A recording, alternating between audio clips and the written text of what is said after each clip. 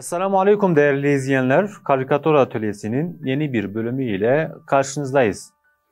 Bugünkü çizim konumuz emperyalizm. Emperyalizm nedir? Amaçları nelerdir?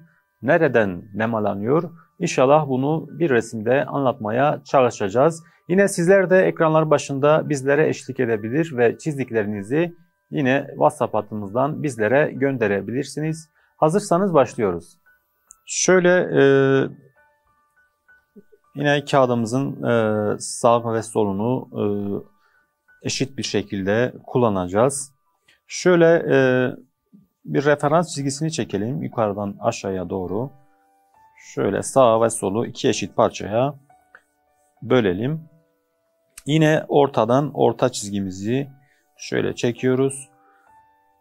Burası bizim referans çizgilerimiz olacaktır. Yani resmi yerleştirirken bir nevi bir ayna görevini görecektir ya da bir cetvel görevini görecektir. Şurada özellikle İslam coğrafyasında çoğu zaman kardeş kavgaları oluyor ve burada emperyalizm ne kazanıyor? Bunu anlatmaya çalışacağız. Şöyle bir yer düzlemimiz olsun. Şöyle yapalım. Şurada ve yine şurada karşılıklı birbiriyle savaşan, birbirine doğru ateş eden iki tane silah yapacağız. Ve bu silahların yani ateşinden çıkan özellikle maddi anlamda paralar emperyalizmin kasasına dolacak. Şurada bir insan figürünü yapacağız. Yani emperyalizmin kendisini yapacağız. Ve şuraya doğru bir kap tutmuş. Şurada dökülen paraları veya örneğin çıkarları buraya toplanmış olacaktır. Şuradan başlayalım. Bir silah yapıyoruz. Şöyle şurada bitsin. Şurası namlusu.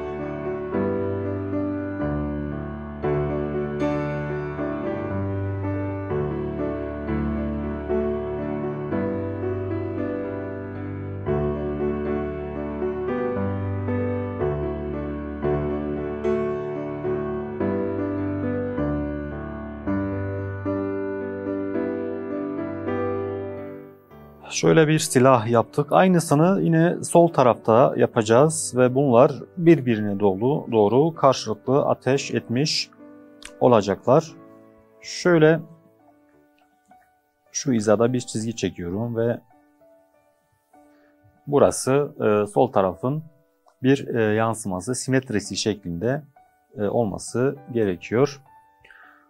Yine şuradan başlıyorum. Şöyle silahımızı yapıyoruz.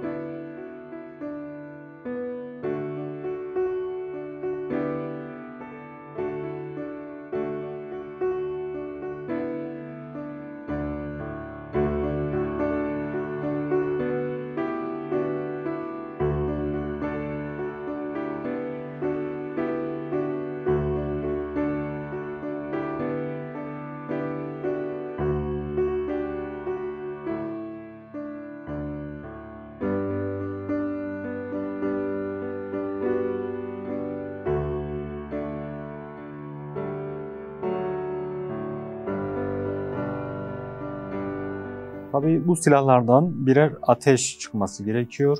Örneğin şu ateş şurada ki tam bir noktada çarpışıyorlar ve bu çarpışma neticesinde maalesef iki tarafta aslında kaybeden oluyor ve emperyalizmin çıkarlarına hizmet etmiş oluyor ya da emperyalizm bunları kendi çıkarları doğrultusunda birbirine doğru ateş ettirmiş oluyor. Şöyle şuradan bir ateş yapalım. Namludan çıkan bir ateş.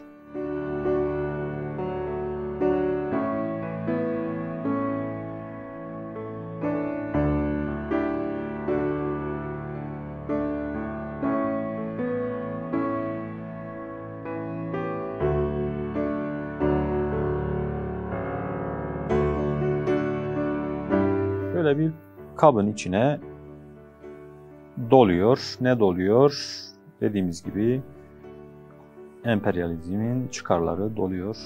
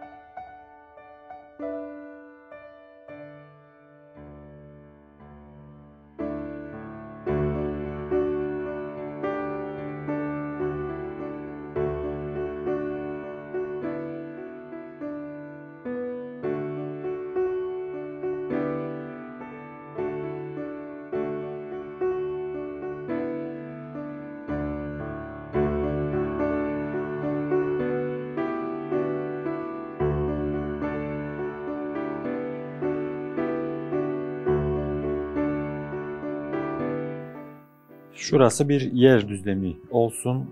Tabii buraya İslam coğrafyası diyeceğiz. Örneğin şurada bir tabela yazılabilir. Şöyle. Yani Irak'ta, Afganistan'da, Suriye'de yani birçok İslam coğrafyasında emperyalizmin bu tür emelleri hep olmuştur. Ve bundan sonra da maalesef olmaya devam edecektir. Şöyle İslam coğrafyası yazıyoruz.